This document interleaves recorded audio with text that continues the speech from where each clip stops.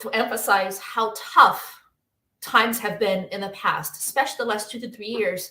We have experienced a change in the way that society interacts with each other. We have experienced a lot of fear. We have experienced many dangers and division, and it's been quite difficult.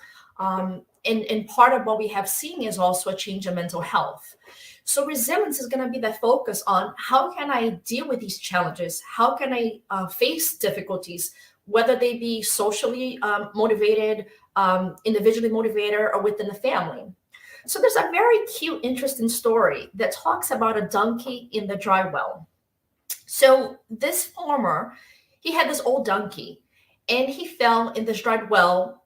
And one day the farmer is there, he's on his land, and he's hearing this donkey crying out, and he's thinking, oh my God, what am I going to do? Now I have this donkey in this old deep well. Eventually, with much sadness, the farmer decided, you know what? The donkey is very old and the well needs to be covered up. I'm just going to go forward and I'm just going to do what I need to do. So he called his neighbors, his friends, the other farmers, and said, hey, can you please help me? I need to basically cover this well. And they started to throw the dirt.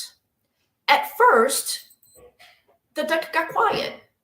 I guess, we don't know, maybe the duck was hoping that he was being saved. But as they kept throwing the dirt onto the donkey started to cry this horrible cry. And it was just saddening. And we realized the donkey knew what was going on. They were going to bury that donkey. But soon after, things got quiet. And once again, the farmer said, what is going on? And when they looked inside, they noticed that every time they threw dirt on top of the donkey, he would shake it off.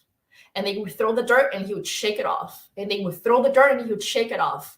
Eventually, to everybody's surprise, they saw the donkey climbing out of the hole and going on his way. So what happened? The donkey eventually realized, if I let the dirt fall off of me, I'll step above it and I'll just raise myself one step at a time. So what is this message? What is this, cute story bringing to us? The concept that life is going to present us with many challenges. Those are the dirt that gets thrown on us. And they feel heavy. They feel difficult. It is uncomfortable. It's scary. I mean, the donkey was crying out with fear, realizing all this thing that was going to come, all these people just basically trying to bury him alive.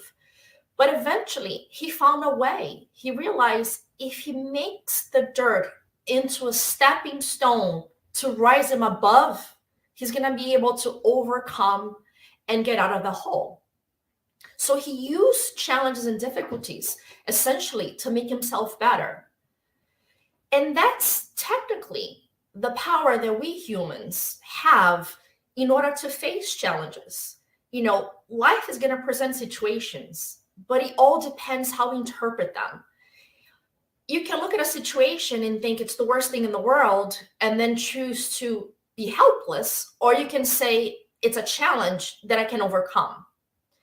And this ability to make this difference of perspective and reflection and choice is one that is an individual's choice.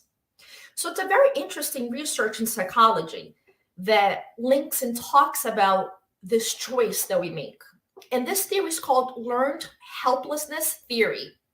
It's a theory that addresses and studies our perspective on feeling helpless. So in summary, this theory really is focused on how clinical depression and other mental illness present itself. And it's linked to our sense of powerlessness. And the more powerless we feel, the less we are motivated to try to change things. And how was this theory come about? Obviously, with science, most of research are done with animals. So what they did was they created 3 groups of dogs. The first dog was in a harness for an amount of period of time, and then the dog was let go. The other 2 sets of dogs, they were also in harnesses, but group 2 would receive a shock, and he saw they had a lever, and every time he pressed on the lever, the shock would stop.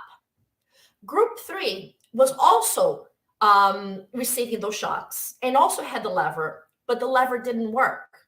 What the dogs in group 3 didn't know is his ability to receive or not receive shocks was actually controlled by group 2. So they did that, and after a while, they went and tested them on a second experiment. They put the same dogs in a box with shocks, and in order to avoid the shock, all they needed to do is jump out of the box. The first set of dogs, they were put in the box, they jumped all around. They weren't getting shocks. The second group of animals, as soon as they were put in the box and they received the shocks, they immediately jump out of the box. The third group of dogs, they were put in the box, they received the shocks, and they lay there whimpering and crying, not even trying to step away. And that experiment has been repeated several times.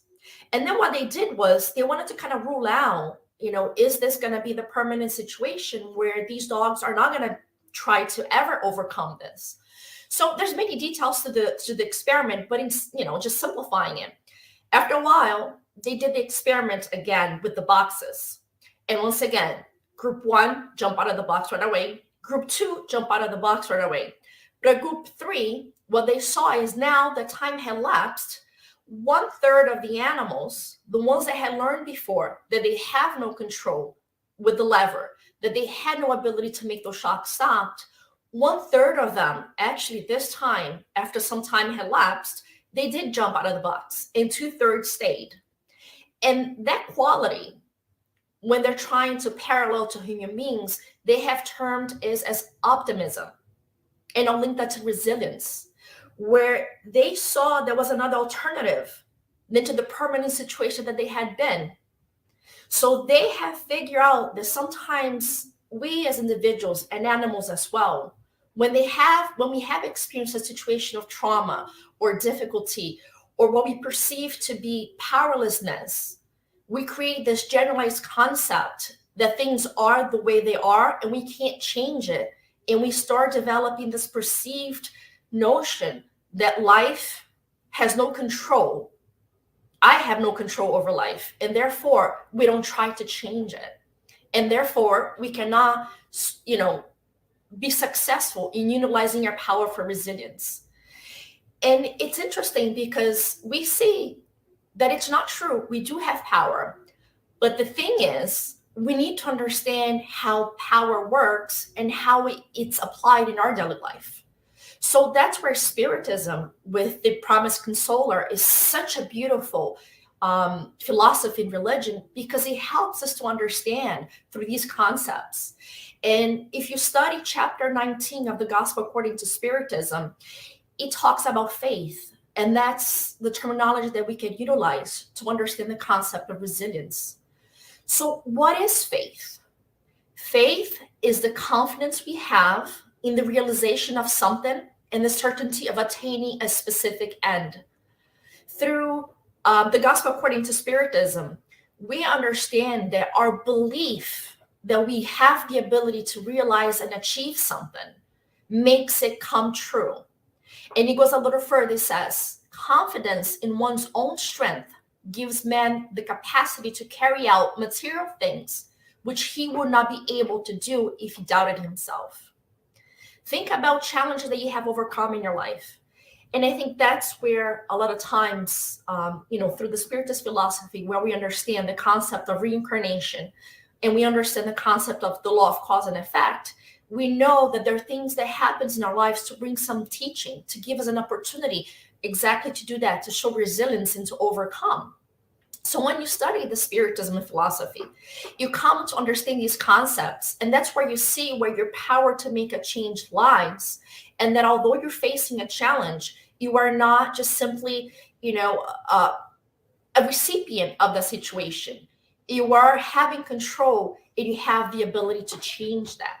So it goes even further in that chapter, and it says, robust faith gives perseverance, energy, and resources which allow us to overcome obstacles, be they large or small. And he also says the power of faith can be demonstrated in a direct and special manner in magnetic action. So let's think about that donkey. That donkey, He could have chosen to think, they're going to try to kill me. They're going to try to just, they're throwing dirt. And they were. But he changed the meaning of that dirt. He changed the meaning of their action. He recontextualized what that meant in his life. They were thinking, we're going to, let you go, close the hole. And he's thinking, I'm going to make it my stepping stone to save my life. So yes, things and people will present things to you. It's like when Alba talked about patience, family, friends, they come to test our ability so that we can show resilience and overcome.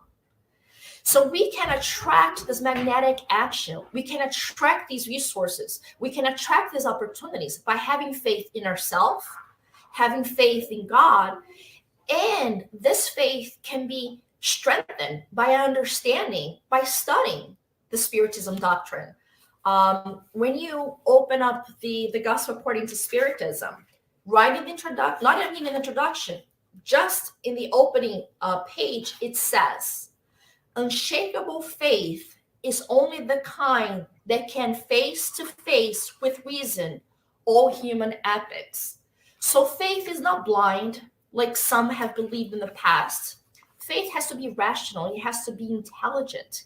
And the Spiritist doctrine teaches us that. So I strongly recommend study the Spirit's book, study the Gospel, so many of the other books shared in the other lectures, so that we can understand where our power to make a change within ourselves and our world lies. Sincere faith is gripping and contagious. It communicates itself to those who have none or who do not even desire it. So if you feel too weak, too tired, too oppressed to find any strength within yourself, instead of isolating, instead of letting yourself cave into your anxiety and your depression and the emotional challenges and turmoils that we are all experiencing, reach out. Whether it's listening to lectures like this, whether it's, like Claudia said, being altruistic, doing some volunteer work, or going to a Spiritist center, or helping your neighbor, reach out, because by watching the faith of others, you will fortify your faith. But most importantly, there's this really cute story as well that it helps us to realize this need to change our concept of how we view the world. So talks, there was this elderly couple, right? And every morning they said to have breakfast, and the elderly woman would complain about the neighbor. Look at her. She doesn't know how to clean her, her clothing. She washes her sheets and she hangs them outside to dry, but they're all stained. And then the next morning, look at her again. Somebody needs to teach her how to do this. They're supposed to be white and all stained. And every morning was the same criticism. One morning, the elderly husband had woken up a little earlier. She thought that was weird, but you know what? They were sitting for breakfast, and all of a sudden she had some revelations. It's like, look, honey, somebody taught that lady how to wash her sheets. She has finally learned to clean them. They're sparkly white. They're bright out in the sun.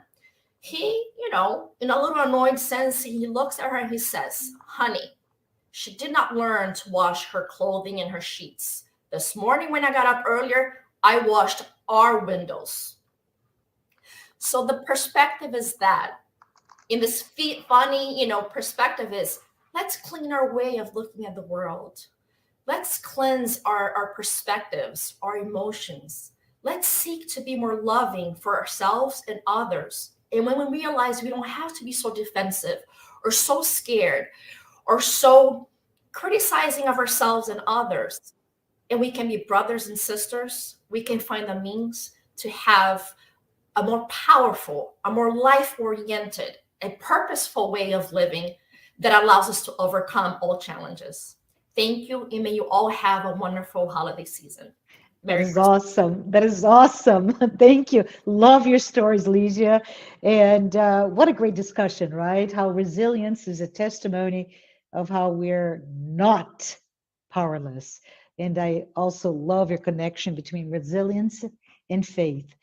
But we need to proceed. So let's go ahead and call Dr. Sonia Doi, who is here, hi, representing the U.S. Spiritist Medical Association and the International Spiritist Medical Association. And Dr. Doi will discuss compassion. Can't wait. Thank you. Thank you for the opportunity for being part of this beautiful panel. Compassion means suffering with, and it starts with empathy, which is the understanding, feeling someone else's pain or suffering. But it requires action, action to help alleviate suffering. For some reason, it's not advancing.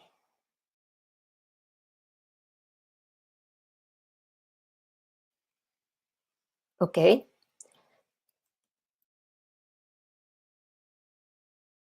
Sorry, my slides are not advancing.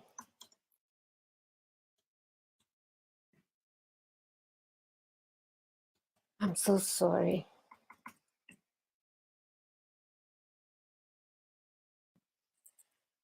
Can somebody help me to advance my slides, João?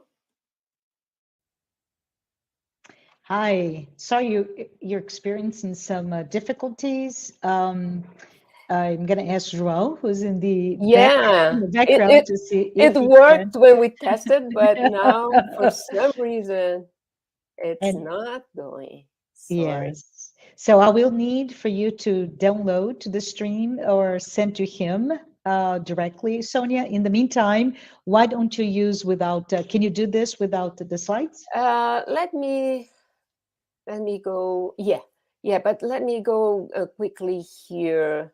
Sure. Into... Can we do a change of order? Can we get Andrea to speak, and then we'll get back to you so you can download your slides? Would that work?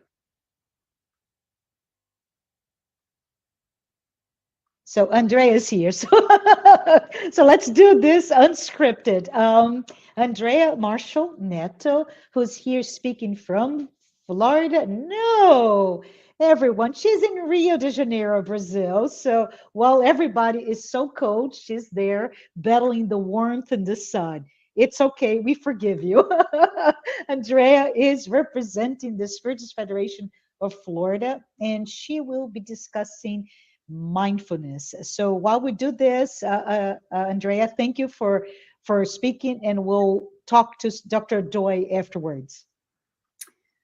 Thank you. Okay, Marcia, good afternoon, good evening, good morning, everyone, depending on where you might be watching and when you might be watching these series of short presentations on all these amazing topics related to the upcoming new year and this self-assessment that we are to do. And when we were invited to bring this topic about mindfulness, you know, I was like, wow, I never really thought about this aspect of self-assessment. I mean, usually we are thinking about the new year. Yes, we do some resolutions, but I wonder how many of us really have stopped to make a self-assessment, right? Like St. Augustine does or did on a daily basis, and left us with this beautiful recipe on how we can have a self-assessment on a daily basis. And so we started to think a lot about this, and we ran across this image right here, in which I wanted to throw at you guys just to kind of look at it for a second and consider whether we are living our life truly mindfully, or if we are living our life mindfully. And I know it's kind of tricky with the words that we are having here, but it has everything to do with what I believe the United States Spiritist Federation wished for us to do. And also to consider on whether we are living our lives hanging on to the past, cluttering our mind with the why did it have to happen? What if I had done this? I should have spoken a different way. I should have taken that job. What if I had chosen to marry this person, or what have you? Or if we're living too much in the future. I won't be able to cope. I won't be able to do this.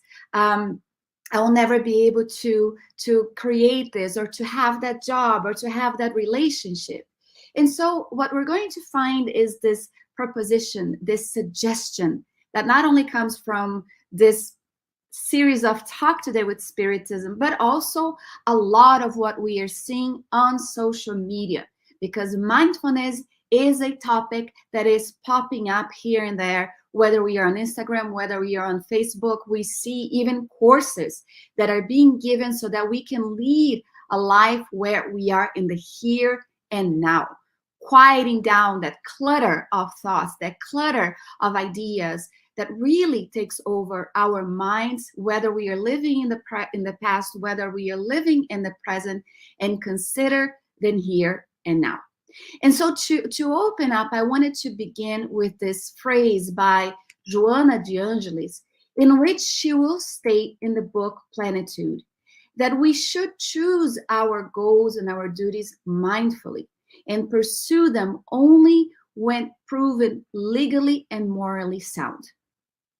And there is a reason for my madness to begin our discussion about this very impactful phrase that Joana de Angelis brings us in telling us that we should pursue our goals, our duties, only when they have been proven legally and morally sound for our betterment, for our future life, because we also understand that when we seek something that has to do with our joy and our happiness, often people will consider the immediate pleasures. They won't consider looking at oneself, making the self-assessment as a spirit that is an immortal one, that there will be implications for a future life.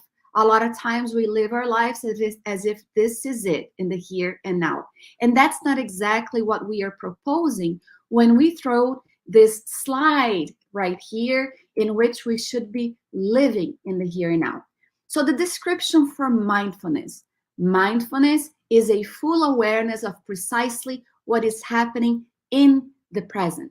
So it is not about spending time considering the future too much, because according to scientific research, 80% of what we worry about doesn't even happen for our future. And mulling over what has happened in the past is not going to change anything. So when we look at this idea of living mindfully, we are going to find that living mindfully with mindfulness involves quietening down that chatter and focusing on what needs to be done right now. It is in concentrating on what is happening at the moment, without dwelling, without judging, without trying to change what has already happened. In other words, it's about not overthinking or overanalyzing. Who does that a lot? I'm going to raise my hand because I do. Or the opposite. It's not about banishing all thoughts either. And so when we were seeking for material to bring here today and trying to make an analogy between what researchers have found and make a correlation, a link with what Spiritism proposed, we also wanted to bring here that meditation and mindfulness is not the very same thing. A lot of people confuse this aspect about meditation and mindfulness, but unlike many forms of meditation, which actually involves clearing our mind, mindfulness means letting our thoughts come and go without rushing to figure out what they mean, right? So it's not a spiritist practice, but it is a spiritual one in which many people, even the psychotherapists in Spiritism, suggest that we do. When we talk about meditation, it actually also helps us in the mediumistic work that we have been trusted with and assigned at the Spiritist Center. But one of the things that we have to keep in mind is that we are not able to live mindfully all the time, right? I mean, this is a given. There is no way that we can do that. And what research will state is that mindfulness is at the same time a process, and it is also an outcome. Let's think about this. We were at the website for Women's Health today. It's a website, of course, Women's Health, but only because I have an account that I read on all of the articles that they bring, and there was one on the outcome process of living mindfully. And this is what they say. They say that living mindfully actually allows us to have a process and also an outcome of building headstrong habits. And this is what they say. It says that when we dwell too much in the past, or when we are dwelling too much on the future, instead of living in the present, instead of taking into account what is happening in the here and now, they state that we actually activate our sympathetic nervous system, which is that driving force behind the body's fight or flight response. And if I'm mistaken here, I'm glad that Dr. Sonia Doi is coming after me because she can correct me. And so they're going to say that when we kick into that continuous type of process in which we are in high gear, we are actually bombarding our body and our mind needlessly. We know that we are more than just a physical body. And so what the article is going to say is that in order to seek a healthy life, we know that we can't have a worry-free type of lifestyle because we are in a world of trials and expiations, or trials and atonements, depending on how you see the material that is proposed by Spiritism. We are transitioning to a world of regeneration. And of course, we are here because we still are the spirits that are deserving, or better yet, we are having an opportunity to rescue, to learn, to evolve, to progress ever more as the state of immortal spirit.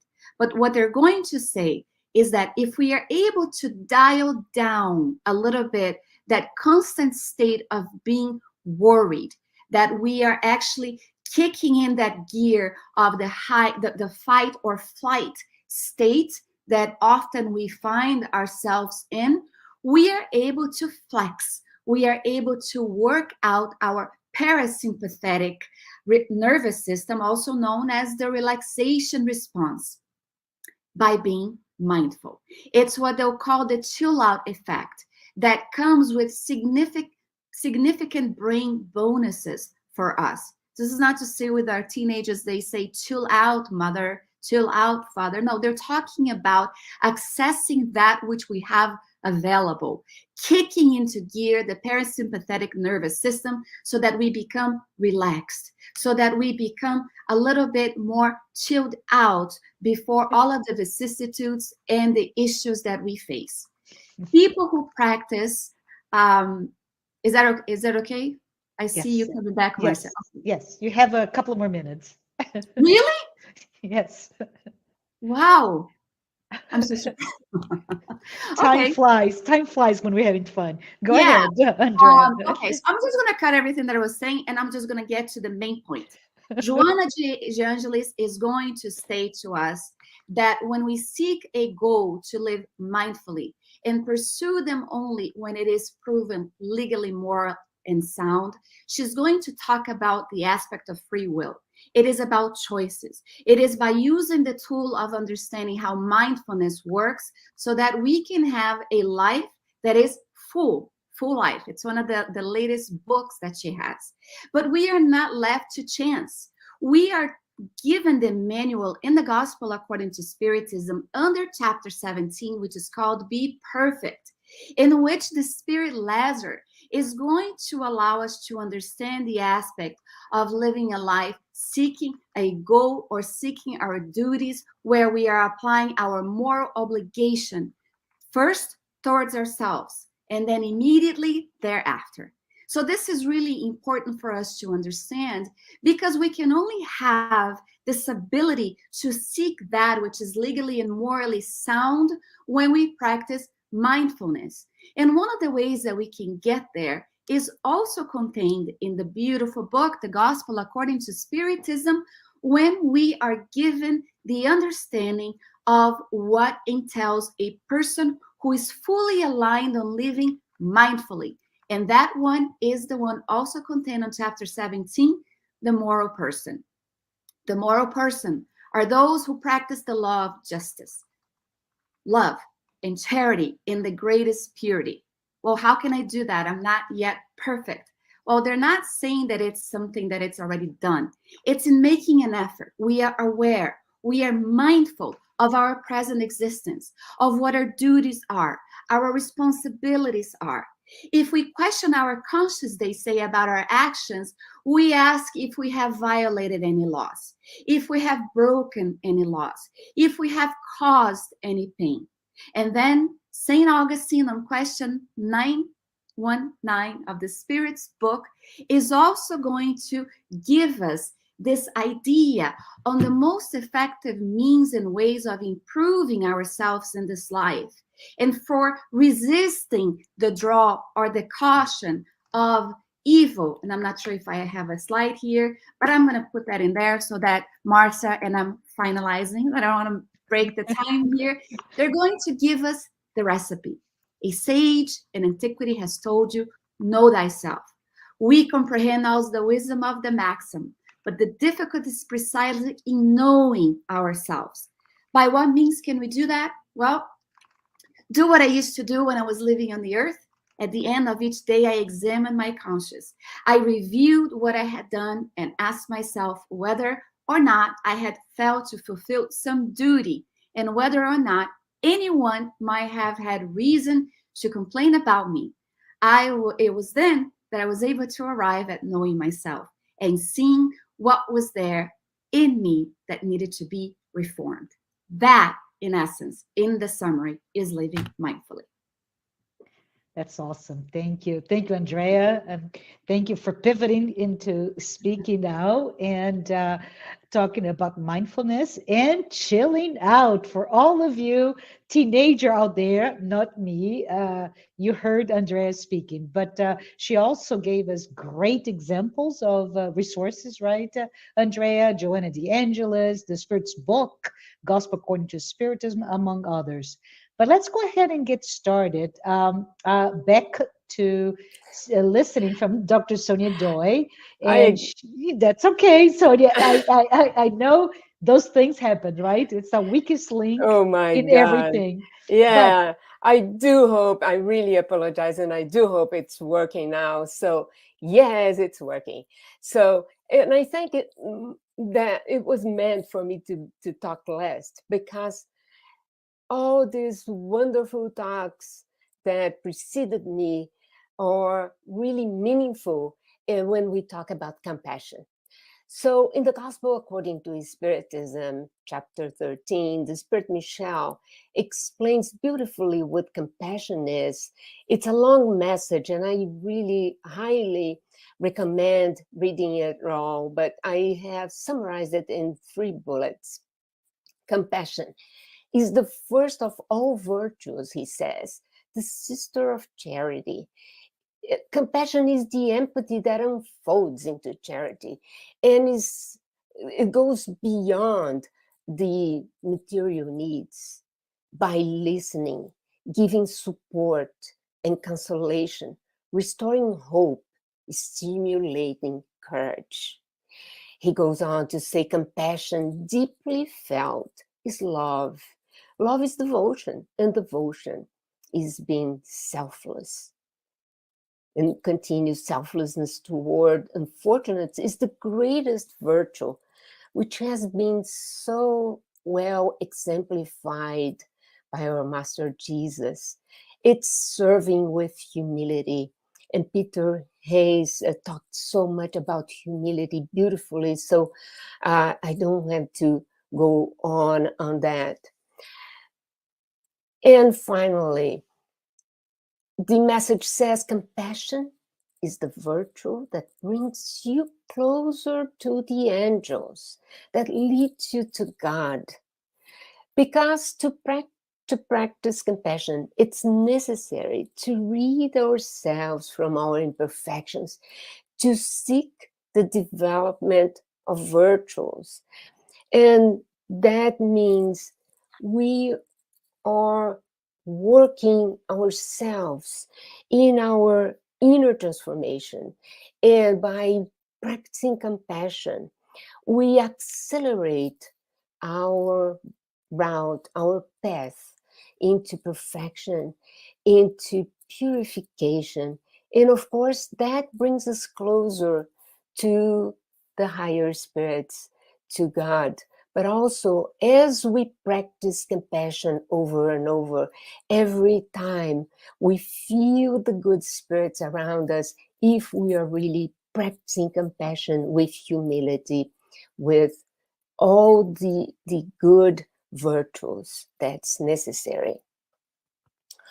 The Spirit Joana de Angelis, through the mediumship of Divaldo Franco, in a book that I don't believe has been translated yet to English, brings another aspect of compassion and reminds us of the benefits to the person practicing compassion. So it's not just we being the doers, but we also receive. We also have the benefit. And she says the simple desire to assist others provides physical and mental well-being. Well, I will not be me if I don't bring at least one word of science here. And I would say that what Joana de Angelis states here has been demonstrated in several studies, scientific studies, showing that when we do charity, when we help others, when we come out of ourselves to help others, we actually have a change in the neurohormone profile. And that gives us a sense of reward, gives us a sense of well-being. And she says, by practicing compassion, we learn to subdue our moral flaws and imperfections, helps to clean our minds from negative emotions and sentiments. And that really is a powerful resource. And Joana keeps on saying, whether or not the assisted person values, recognizes, or even identifies the benefit of compassion is not important. The essential is experiencing the feeling of edification, the joy of accomplishment, even if it's small. And she says practicing compassion gives meaning to life. How many times we hear people saying that they are feeling empty, that they are looking for meaning, for purpose in life?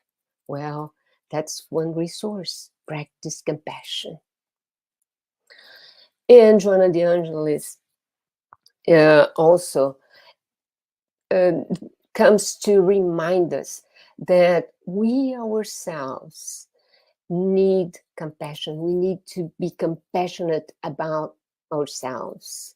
And she says, expand compassion to your neighbor, to the world, and be compassionate to yourself, your limitations and shortcomings.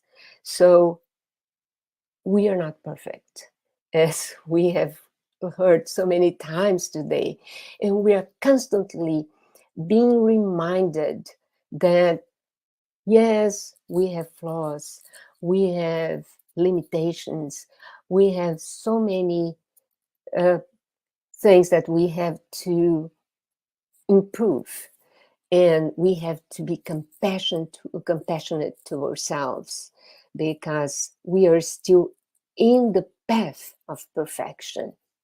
And here are just some suggestions that we can do to work on self-compassion.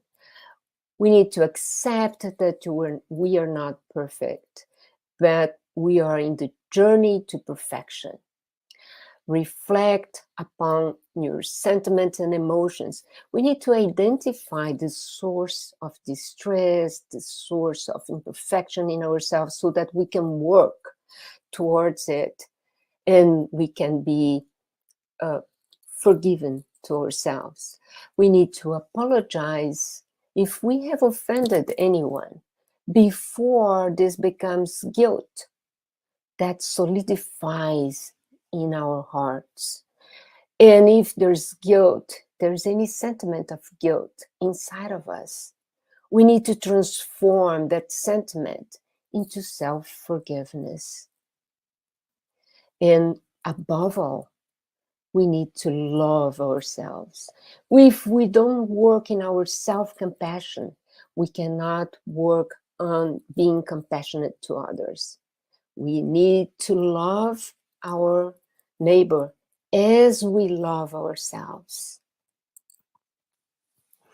And is the Spirit Emmanuel through Francisco Xavier, again in a book that I believe has not been translated to English, that leads us into reflecting on our own need for compassion. And he says, do not feel proud for helping others, because so very often you are the one in need of compassion.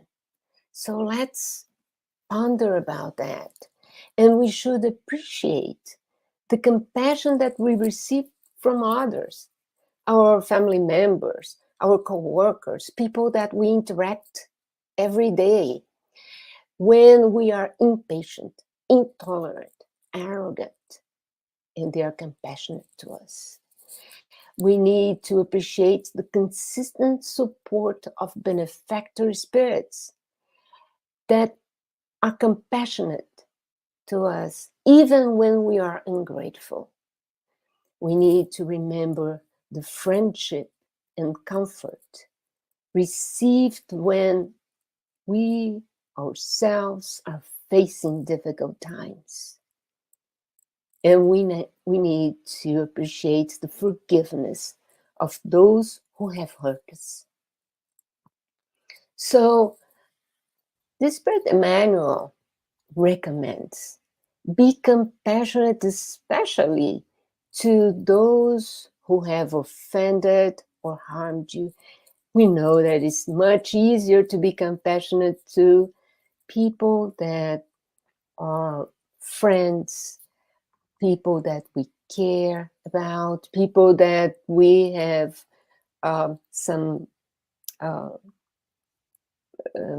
we have love, that we love, and we have affection.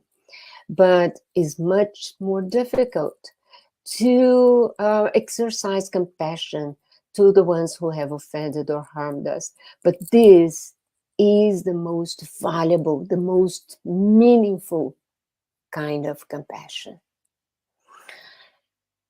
And Emmanuel ends by reminding us that we all, with no exception, need God's compassion.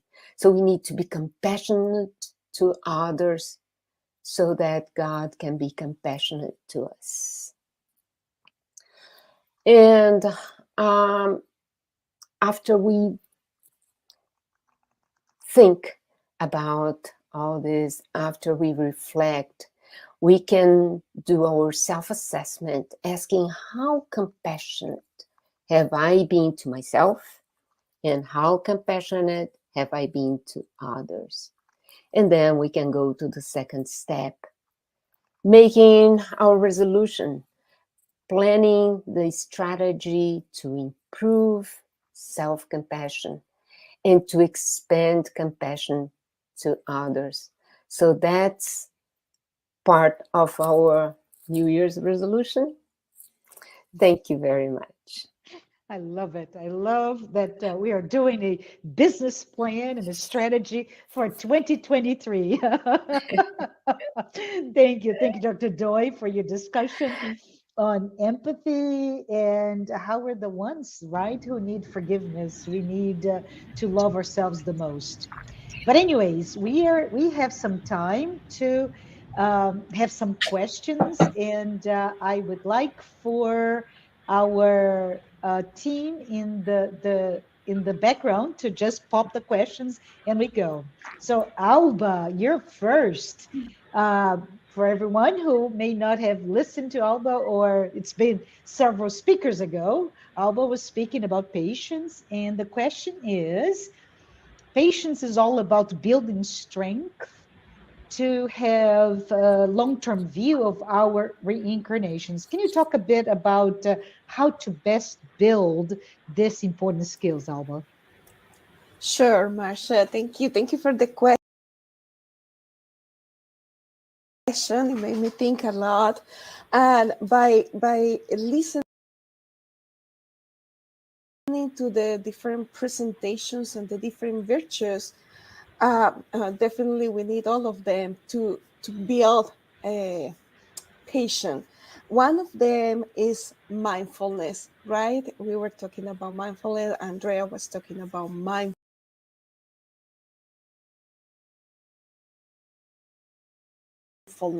So living in the right here, in the right now, and breathing the present is going to help us to think that these too shall pass.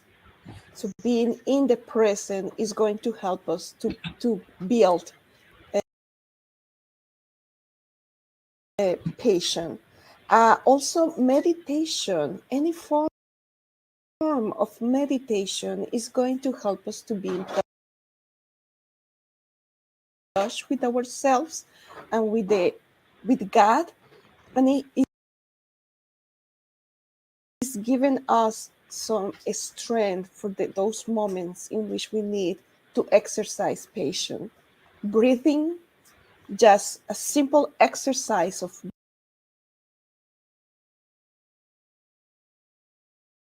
breathing 3 times, it helps us to think before we lose our temper, right?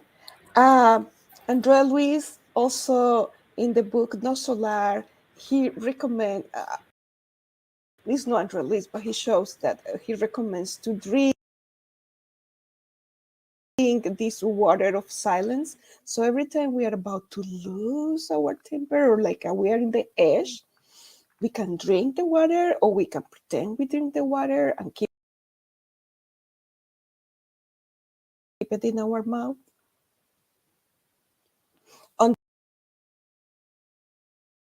until we have something good to say, or better, don't say anything. And actually volunteering, serving, right?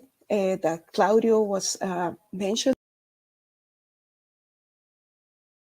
before. So when we volunteer, we serve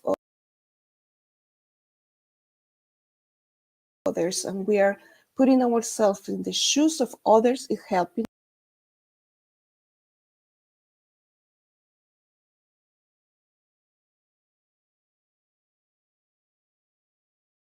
us and being compassionate, as Sonia mentioned. So there are different activities that we need to do, but most important of all, let us practice and practice and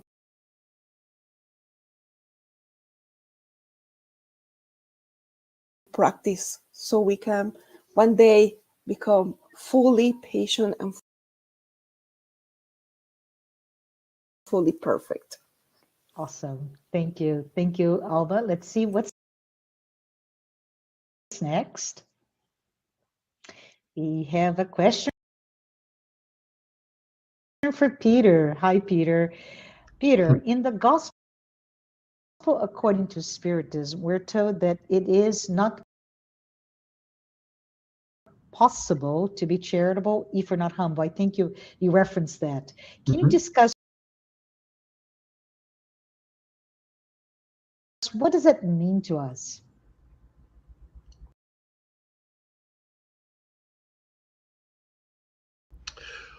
Thank you. I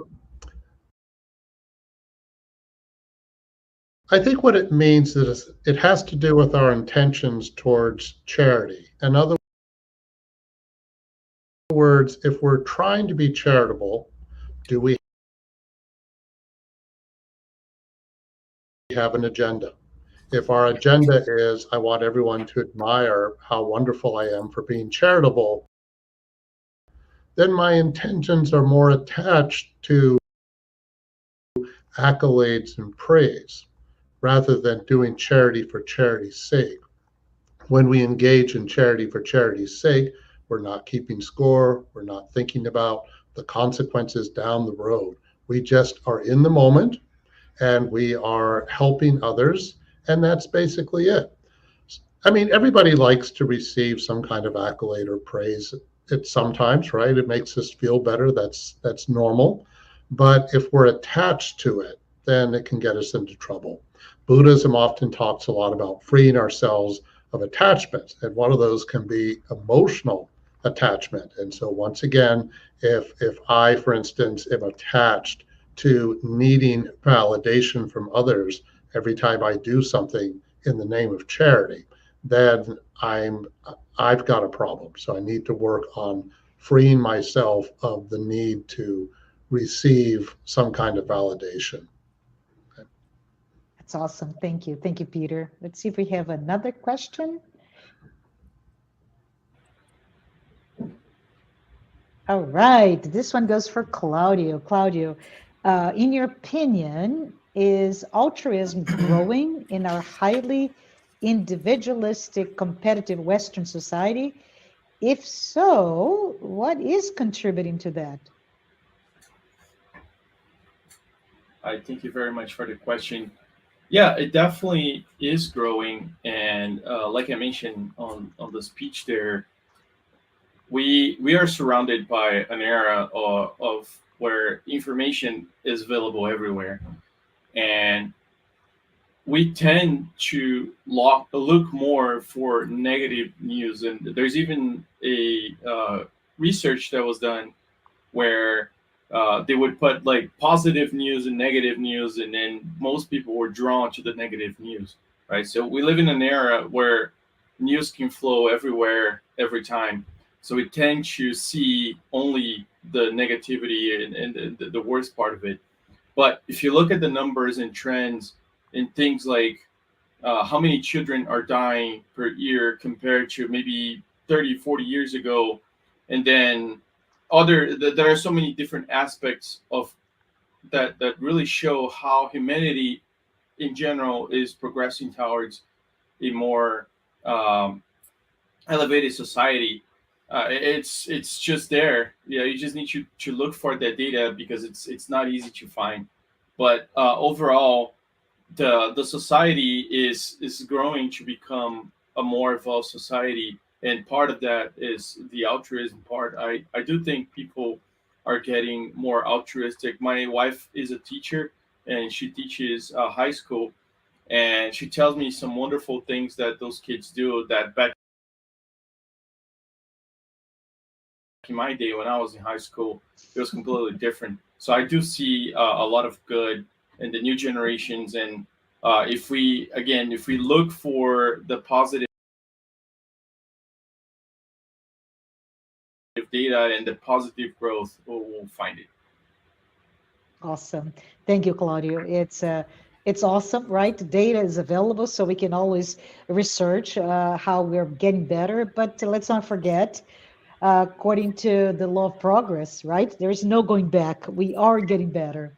So good stuff. Let's see what we have next. Ligia, this question is for you. And the audience said that it was amazing discussion on resiliency and the learned helplessness theory, right? How can Spiritism help us better understand our feelings of power, resilience, and optimism while we face challenges in our lives? Yes, I think one of the first things is realizing that something that is difficult is not necessarily bad. I think that especially in our culture, we have become so accustomed to the comforts of modern world and accessing technology and science that sometimes we correlate challenges with being something negative. So first, having that change in perception, and that's the optimism part, knowing that sometimes we have to work for certain things, that things are not just easy and easygoing. And I think the other point about power and resilience is better understanding Spiritism, like I mentioned when we talk about the law of cause and effect. Situations will happen whether we want to or not. I mean, that part is part of the evolutionary process.